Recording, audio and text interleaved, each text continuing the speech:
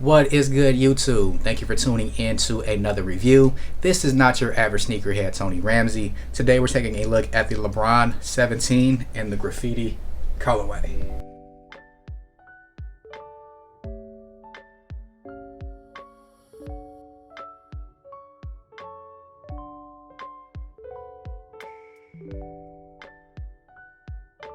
Before we jump into the review, if you are not yet subscribed to the channel or if this is your first time here, please make sure to subscribe down below. Also make sure to leave this video a thumbs up. That does help the channel grow. For everyone that's already joined the Not Your Average Sneakerhead family, really appreciate you guys. And again, this is your first time here, please make sure to subscribe so we can have more giveaways going forward. Now with all of that out of the way, let's go ahead and jump into this shoe. The LeBron 17 in the graffiti colorway released on June 25th. Pretty much everywhere. It was on the Nike sneakers app. You also were able to get these at Finish Line, Foot Locker online. Pretty much any one of the foot sites had this shoe available. It did not sell out, surprisingly, and very curious as to why, because it's not a bad shoe. But let's go ahead and jump into some of the details. If you're not familiar with the LeBron 17, this is LeBron's latest model of sneaker. Crazy to think that he's already had 17 different models by now. Seems like that time has flown by.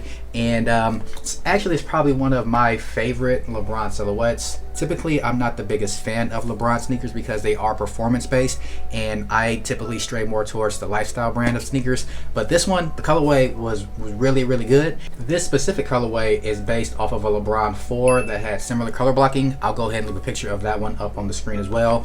And this is one of the few times where you see a later, newer model of a sneaker redo an older model of a sneaker and do it right. A lot of details on this shoe that I think are really, really good. Starting with the upper. So the LeBron 17 has what we would call, I guess they call it knit posit, where you have this knit material starts right there on the toe box of the shoe. Then you also have that both along the lateral and the medial sides of the shoe. It has these little squares where they fuse some of the knit together. And this is done in, I thought it was white before I got the shoes in, but it's actually more of a cream color. I don't know if the camera's gonna pick that up, but very interesting color for these shoes, specifically because looking at the tongue, you do have these white strips across the tongue. They're like bungee material, and those are like a pure white color.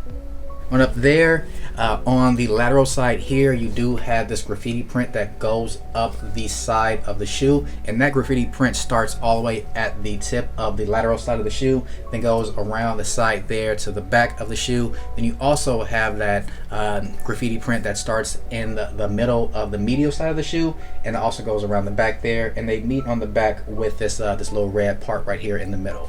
Now from there, you do have a red Jumpman on the tongue of the shoe. That's right there in the synthetic leather. It's definitely not real leather. It's a very small cut of leather right there.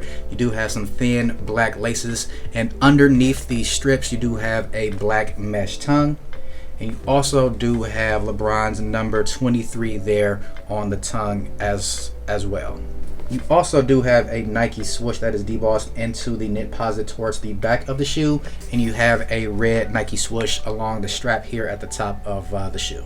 Now typically LeBron 17s do not have a strap on them. This is taken from the LeBron 4, the similar color blocking, and honestly I really like the strap. I wish they would have done more LeBrons with the strap like this, because I think it gives the shoe a nice different look there. And the strap, you guys can see, strap does wrap around. Then on the tongue there, you do have LeBron's lion logo on the tongue, and on the outside of the strap you do have a black LBJ logo there. That was also back on the LeBron 4 from back in the day. Looking at the outsole of the shoe, it is in a red outsole with the traction pattern of this is pretty interesting. I heard that these are pretty good for hooping in.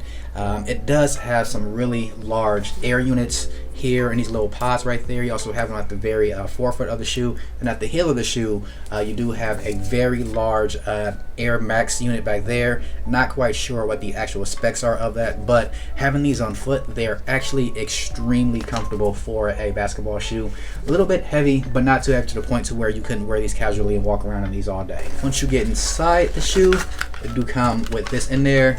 You do have the same type of crown upper on the shoe that goes around. I always like that detail on LeBron 17s. Thought it was really dope. Honestly, this is only my second LeBron model sneaker ever. In my first LeBron 17, the first LeBron shoe I got was the LeBron 7 Media Days. I'll go ahead and leave a card to my review of those at the top of the screen. But I typically stray away from LeBron sneakers because they're more performance based, and as I mentioned before, I typically like lifestyle shoes, and I just really couldn't wear these every day in my everyday life. But these are one that I actually really love. I think I can probably pull these off more so than not. So definitely a shoe that I am really excited to have in the collection. I'm looking at the insole of the shoe. It does not come out, but you do have an L23 logo on the insole there. Another nice detail about this strap is you actually have a little bit of a material there that you can put the strap in when you're trying to lace the shoes up. I thought that was pretty dope.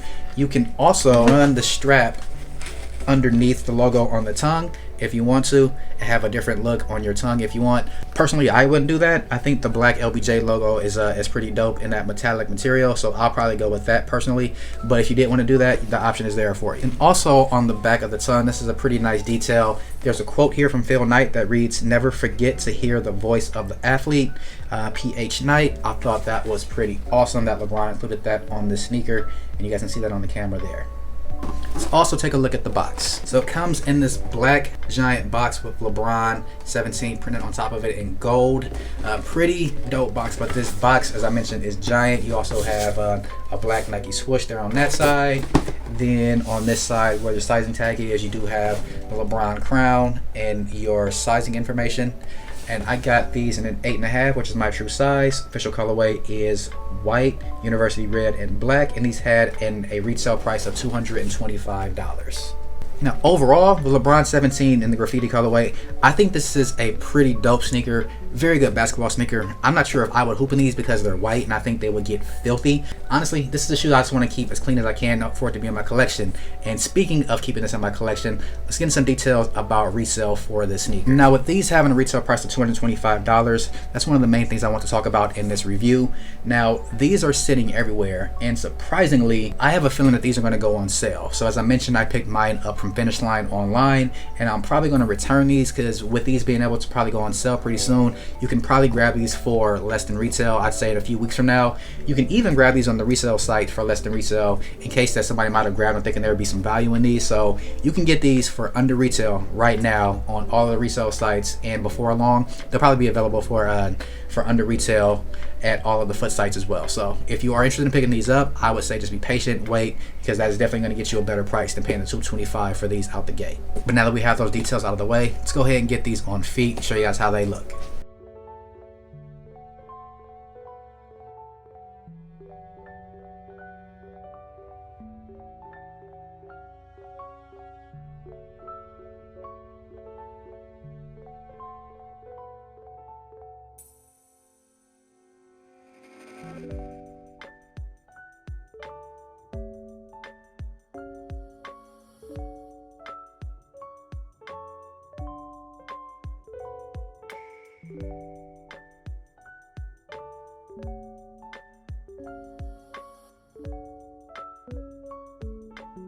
That's going to do it for my review of the LeBron 17 in the graffiti colorway. Let me know what you guys think about this sneaker. Was this one that you were excited about? Is this one that you guys passed on? Are you looking to pick these up? Again, if you are looking to pick these up, you can probably grab these for below retail not too long from now. But this is a sneaker that if you're into basketball shoes, this is one that I wouldn't pass on. I actually think it's probably one of the better Nike basketball shoes of 2020 so far. And if you're interested in picking these up, again, I would just wait till the price gets down a little bit more, because you should be able to grab these for under retail. And you're going to be happy that you did, because this is a really dope, really comfortable shoe. Well, that's going to do it. This has been my review of the LeBron 17 in the graffiti colorway. Please make sure to like, comment, and subscribe if you haven't yet. And I'll catch you guys on my next review.